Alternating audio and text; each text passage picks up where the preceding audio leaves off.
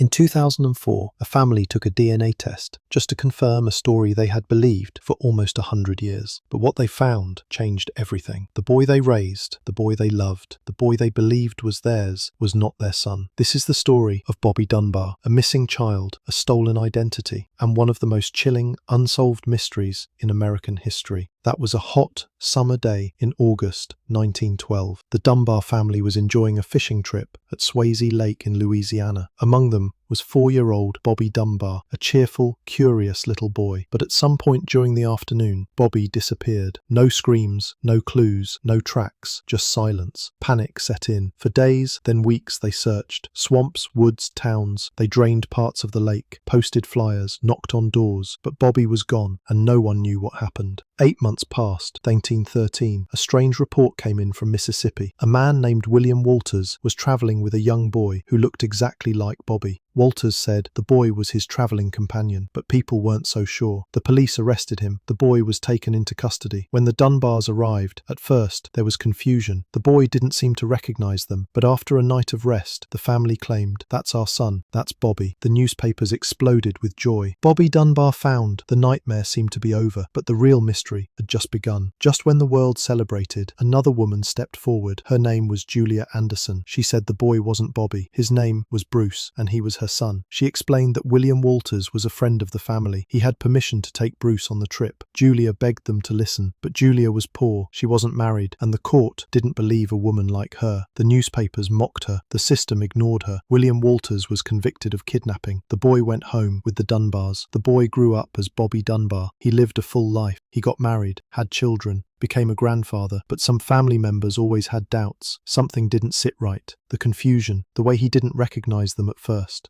In 2004, one of Bobby Dunbar's grandchildren decided to find out the truth. He took a DNA test, compared it with the DNA of another Dunbar family line. The results were shocking. There was no match. The man raised as Bobby Dunbar was not Bobby Dunbar. He was Bruce Anderson, Julia's child. After all these years, Julia had been right, but by the time anyone believed her, she was long gone. If the boy the Dunbars raised wasn't Bobby, then where was the real Bobby Dunbar? Did he fall into the lake that day and drown? Was he taken, sold, or was the truth hidden to protect someone close? No one knows. The case remains one of America's oldest missing child mysteries. The story of Bobby Dunbar is about more than a missing boy. It's about a mother who lost her child, a mother who was never believed, and a child raised with a name that was never his. A lifetime built on a mistake, a lie that lasted nearly a century.